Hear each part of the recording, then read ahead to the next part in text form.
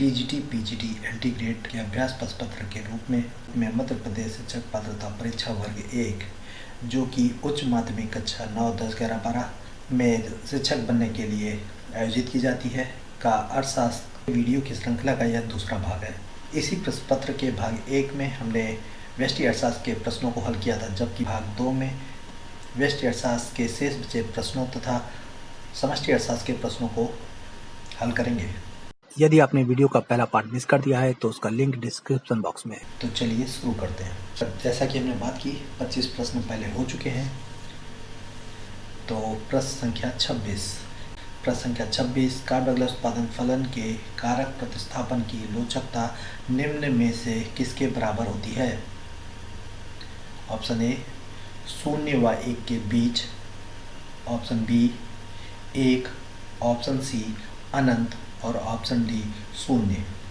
Carb Douglas उत्पादन फलन, रेखीय उत्पादन फलन और प्रतिस्थापन की लोच 1 के बराबर, मतलब कि उत्तर है क्वेश्चन नंबर 26 का ऑप्शन बी 1।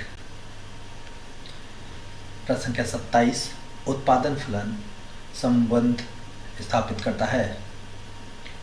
ए मजदूरों को लाभ से, बी लागत को इनपुट से, सी लागत को आउटपुट से, डी इनपुट को आउटपुट से।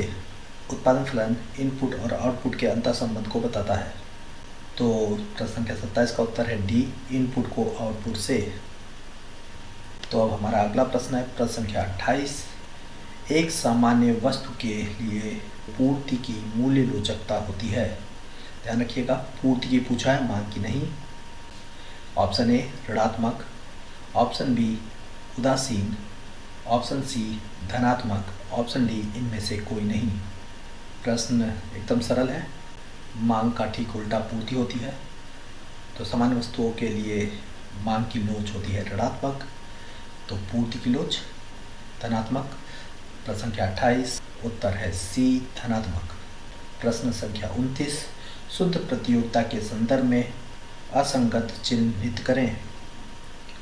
ऑप्शन ए समरूप उत्पादन, ऑप्शन बी मुक्त प्रवेश व मुक्त निर्गम, ऑप्शन सी क्रेता व विक्रेता की भारी संख्या, ऑप्शन डी परिवहन लागत की अनुपस्थिति। तो जैसा कि हमने बात की थी जब हम अल्प विक्रेता अधिकार पढ़ रहे थे, पहले वीडियो का पहला प्रश्न था हमारा, तो ये भी उसी से मिलता जुलता प्रश्न है। प्रतियोगिता के आधार पर बाजारों का बंटवारा एवं उन प्रतियोगी बाजारों की विशेषताएं सब एक दूसरे से मिलती जुलती हैं, आपको तुलना करते हुए याद करनी होगी। तो इसमें 3 ऊपर की जो है ए बी सी वो दोनों तो उससे संबंधित हैं, लेकिन जो चौथी है परिवहन लागत की अनुपस्थिति वो असंगत है। तो 29 का ऑप्शन है डी। चलते हैं हम अपने अगले प्रश्न पर। प्रश्न संख्या 30 गणनावाचक दृष्टिकोण के संदर्भ में असंगत कौन है? ए स्टीव वॉल्टर, बी डब्ल्यू.एस. जेवेंस, सी कार्ल मेजर और डी अल्फ्रेड मार्शल। गणनावाचक दृष्टिकोण जिसमें सबसे बड़ा नाम है अल्फ्रेड मार्शल और उनके समर्थक जेवेंस और मेजर, तो यहाँ संबंधित नहीं है या असंगत है, वो है स्टीव वॉल्टर। तो प्रश्न संख्या 30 उत्तर है ए स्टीव वॉल्टर। इसके साथ हमारे व्यष्टि अर्थशास्त्र के प्रश्न खत्म हो गए। तो कुल 29 प्रश्न व्यष्टि अर्थशास्त्र के आए थे और एक उसमें पिछले वाले सेट में हमने भारतीय अर्थव्यवस्था का था, इसलिए कुल 29 प्रश्न हो रहे हैं 30 में से व्यष्टि अर्थशास्त्र के। आगे चलते हैं, समष्टि अर्थशास्त्र के प्रश्न चालू हो रहे हैं। प्रश्न संख्या 31 निम्नलिखित में से किसे आय में बचत की प्रति इकाई के परिवर्तन के रूप में वर्णित किया जाता है? ए सीमांत उपभोग प्रवृत्ति, बी सीमांत बचत प्रवृत्ति, सी औसत बचत प्रवृत्ति और डी औसत उपभोग प्रवृत्ति।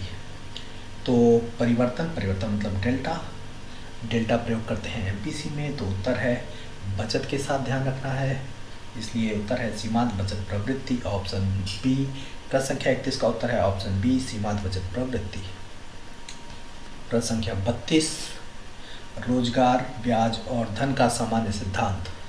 इंग्लिश करें the general theory of employment, interest and money. किसने लिखा था?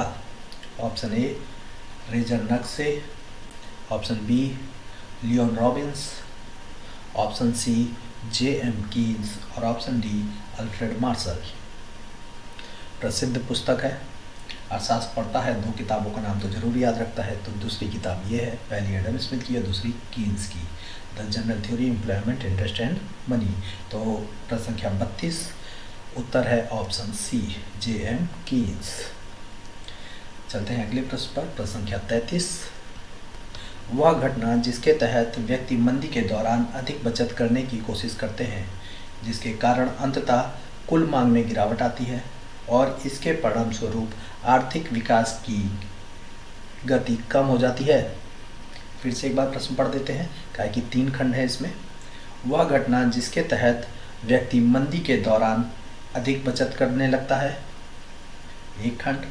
जिसके कारण अंततः कुल मांग में गिरावट आती है, खंड 2। और इसके परिणाम स्वरूप आर्थिक विकास की गति मंद पड़ जाती है। ऑप्शन ए है रिकॉर्डियन तुल्यता, ऑप्शन 2 है मूल्यांतर, ऑप्शन सी है पिगू प्रभाव, ऑप्शन डी है बचत का विरोधाभास। उत्तर है बचत का विरोधाभास। 33 का डी, बचत का विरोधाभास। व्यक्तिगत बचत एक अच्छाई है, जबकि सामूहिक बचत एक बुराई है। प्रश्न संख्या 34, से का नियम निम्न अभिव्यक्त करता है। ए निःशुल्क लंच जैसी कोई चीज़ नहीं होती। बी पूर्ति अपनी मांग स्वयं सृजित करती है। सी मांग अपनी पूर्ति स्वयं सृजित करती है। डी इसमें से कोई नहीं। से का बाजार नियम है, पूर्ति अपनी मांग का सृजन स्वयं करती है, ऑप्शन बी। प्रश्न संख्या 34 का उत्तर है ऑप्शन बी, पूर्ति अपनी मांग स्वयं सृजित करती है। प्रश्न संख्या 35, अति गुणक या सुपर मल्टीप्लायर निम्न को संदर्भित करता है। ए संतुलित बजट गुणक, बी पूंजी उत्पाद अनुपात, सी गुणक तथा त्वरक की परस्पर क्रिया और डी सीमांत उपभोग प्रवृत्ति का व्युत्क्रम। अति गुणक गुणक और त्वरक के आपसी संबंध को व्यक्त करता है, तो उत्तर है 35 का सी, गुणक तथा त्वरक की पारस्परिक क्रिया। प्रश्न संख्या 36, मूल्य ह्रास का निम्न अर्थ है। ए श्रमिक समस्याओं के कारण संयंत्र की मंदी, बी तालाबंदी के कारण संयंत्र की मंदी, सी निर्धारित समय के भीतर उपकरणों में होने वाला नुकसान, डी आग लगने के कारण संयंत्र में होने वाला ध्वंस। मूल्यह्रास राष्ट्रीय आय से संबंधित प्रश्न है, जिसे टूट फूट या गिरावट कहते हैं। तो इसका उत्तर है 36 का सी, निर्धारित समय के भीतर उपकरणों में होने वाला नुकसान। प्रश्न संख्या 37, निम्न में से किस व्यक्ति ने स्वतंत्र रूप से राष्ट्रीय आय के आकलन के लिए आउटपुट की संकल्पना तथा आय पद्धतियों की संगणना के समायोजन का प्रयोग किया था? Option A Findlay Shirras, option B William Digby, option C R.C. Desai, option D V.K.R.V. Rao. तो इसका उत्तर है ऑप्शन डी V.K.R.V. राव। प्रश्न संख्या 38, 1949 में भारत की राष्ट्रीय आय की गणना करने का प्रथम आधिकारिक प्रयास राष्ट्रीय आय समिति द्वारा किया गया, जिसके अध्यक्ष थे? Option A Dadabhai Naoroji, option B Sardar Vallabhbhai Patel, option C C.P. Mahalanobis, option D V.K.R.V. Rao. तो NIC राष्ट्रीय आय समिति के प्रथम अध्यक्ष P.C. महालनोबिस थे। तो उत्तर है प्रश्न संख्या 38 का P.C. महालनोबिस। चलते हैं अगले प्रश्न की तरफ। प्रश्न संख्या 39, निम्न में से भारत के राष्ट्रीय आय के आकलन की सीमा नहीं है। ध्यान देंगे, नहीं है लगा है।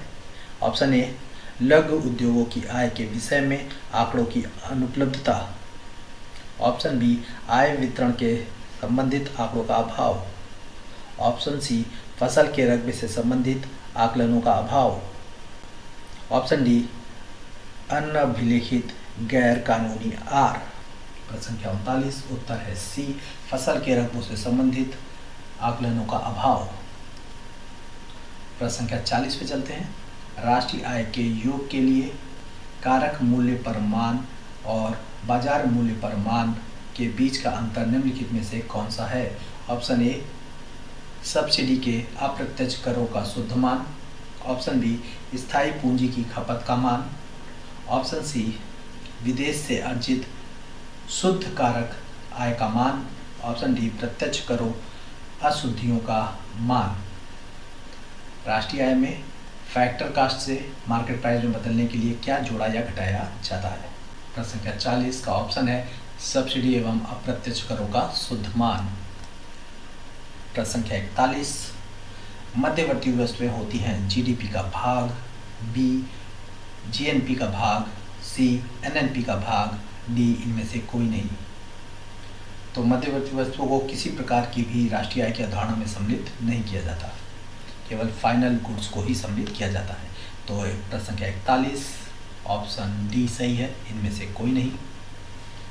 प्रश्न संख्या 42 कीन्सियन आईएसएलएम वक्र राजकोषीय नीति गुणक ज़्यादा होता है यदि ए धन के लिए कम ब्याज लोचदार मांग होती है, बी निवेश वस्तुओं के लिए अधिक ब्याज लोचदार मांग होती है, सी धन के लिए अधिक ब्याज लोचदार मांग होती है, और ऑप्शन डी एलएम वक्र ऊर्ध्वाधर होता है।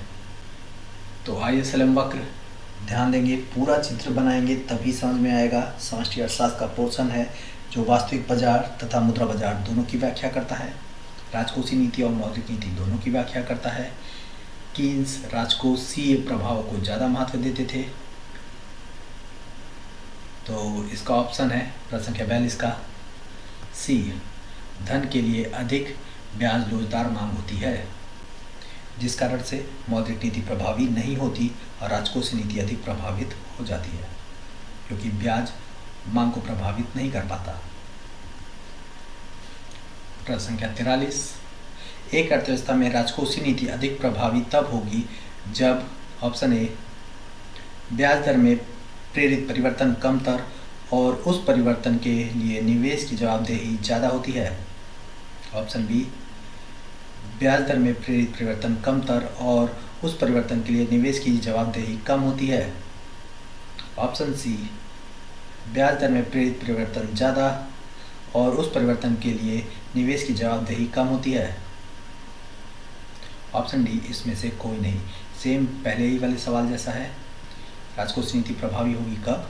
जब ब्याज दर में परिवर्तन बहुत ज़्यादा हो और निवेश की जवाबदेही बहुत कम हो, ऑप्शन सी ब्याज में प्रेरित परिवर्तन ज़्यादा और उस परिवर्तन के लिए निवेश की जवाबदेही कम होती है। तो उत्तर है 43 का सी। प्रश्न संख्या 44 आईएसएलएम वक्र के अनुसार सरकारी खरीद में वृद्धि से किसके द्वारा उत्पादन में वृद्धि होती है? Option A delta G upon MPS, option B delta G into MPC upon 1 minus MPC, option C है delta G upon 1 minus MPS, और option D delta G into MPS upon 1 minus MPS. यहाँ G सार्वजनिक व्यय, MPS सीमांत बचत प्रवृत्ति, MPC सीमांत उपभोग प्रवृत्ति को प्रदर्शित करता है। तो यहाँ आईएसएलएम वक्र नहीं भी कहता तो भी वही मतलब रहता। तो सरकारी खरीद में वृद्धि से तो जी में वृद्धि, और फिर गुणक काम करेगा। गुणक का क्या हुआ? गुणक का सूत्र होता है 1/MPS। तो इस प्रकार इसका उत्तर है ए डेल्टा जी बटे एमपीएस। प्रश्न संख्या 45 जो कि भारतीय अर्थव्यवस्था से संबंधित है। समष्टि अर्थशास्त्र के सारे क्वेश्चन खत्म हो गए हैं। प्रश्न संख्या 45 2011 की जनगणना के अनुसार निम्न में से कौन सा राज्य जनसंख्या घनत्व में अग्रणी है? Option A Uttar Pradesh, option B Bihar, option C Kerala, option D Paschim Bangal. जनसंख्या घनत्व में सबसे बड़ा राज्य बिहार है, ऑप्शन बी बिहार। प्रश्न संख्या 46 वर्तमान समय, प्रश्न चूँकि 2018 का है इसलिए आपको ध्यान रखना पड़ेगा, अभी तो कोरोना चल रहा है इसलिए एफडीआई का कुछ भी कहा नहीं जा सकता। तो हमने क्वेश्चन का सन नहीं बदला है, लेकिन जब आप कभी अभ्यास करेंगे तो ये कोशिश करेंगे जिस साल में पेपर होने वाला है उस साल में आप उत्तर खोजें। फिलहाल तो इसको 2018 ही रहने देते हैं। वर्तमान में निम्नलिखित में से किस क्षेत्र में भारत में सर्वाधिक एफडीआई अंतःप्रवाह को आकर्षित किया है? ऑप्शन ए लोहा और स्टील उद्योग ने, ऑप्शन बी दूरसंचार ने, ऑप्शन सी खाद्य प्रसंस्करण ने, ऑप्शन डी रासायनिक उद्योग ने। तो 2018 तक दूरसंचार तेजी से बढ़ रहा था, अंतःप्रवाह उसी में आ रहा था, तो 46 का है ऑप्शन बी दूरसंचार।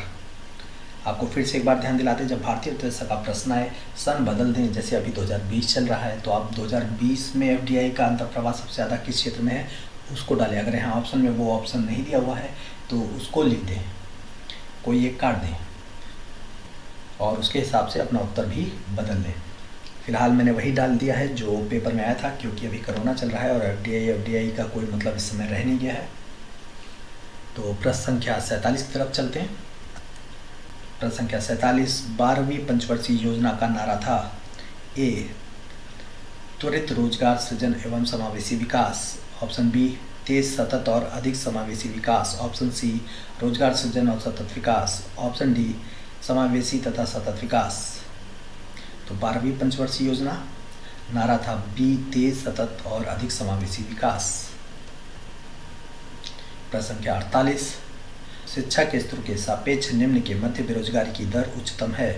ऑप्शन ए प्राथमिक तक शिक्षा, ऑप्शन बी माध्यमिक शिक्षा, ऑप्शन सी स्नातक एवं इसके ऊपर की शिक्षा, ऑप्शन डी उच्चतर माध्यमिक शिक्षा। तो सबसे ज़्यादा बेरोजगारी दर जो है वो है स्नातक एवं उसके ऊपर, ऑप्शन सी। प्रश्न संख्या 49, प्रमुख कृषि वैज्ञानिक डॉक्टर M.S. स्वामीनाथन, हरित क्रांति के जनक कहे जाते हैं भारत के, द्वारा 60वें दशक के मध्य में पंजाब में हरित क्रांति के जबरदस्त सफलता के लिए निम्नलिखित में से किस कारण का उल्लेख नहीं किया गया? मतलब वो कौन से कारण थे जिसके कारण से पंजाब को लाभ हुआ, उनको अलग कीजिए और वो कारण बताइए जो उनकी सफलता का हकदार नहीं है।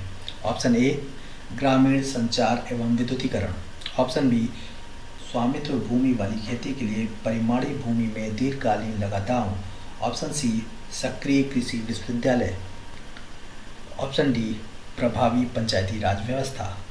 ये 66 से 69 की बात है, हरित क्रांति चालू हुई थी जब। इसका उत्तर है प्रभावी पंचायती राज व्यवस्था। तो 49 का ऑप्शन है डी प्रभावी पंचायती राज व्यवस्था। प्रश्न संख्या 50, राष्ट्रीय वार्षिक योजनाओं पर गौर करें और गलत उत्तर को चुनें। ऑप्शन ए 3 निरंतर केंद्रीय वार्षिक योजनाएं तृतीय योजनाओं के बाद आईं, ऑप्शन बी 3 निरंतर केंद्रीय योजनाएं वर्ष 1966 से वर्ष 1969 से संबंधित हैं, ऑप्शन सी चीन द्वारा हार के बाद कमजोर वित्तीय स्थिति और कम मनोबल के परिणाम से वार्षिक योजनाओं के रूप में योजना विराम बनी, और ऑप्शन डी संवैधानिक संकट योजना विराम का अन्य मुख्य कारण था। ये सभी प्रश्न 1966 से 69 में आई हरित क्रांति से संबंधित हैं, जिस समय पंचवर्षीय योजनाएं नहीं चलाई जा सकी। तो ऑप्शन ए, ऑप्शन बी और ऑप्शन सी तीनों सही हैं, जबकि ऑप्शन डी गलत है। तो इसका उत्तर हुआ ऑप्शन डी। तो इसी के साथ हमारे इस खंड के 25 प्रश्न पूरे हुए।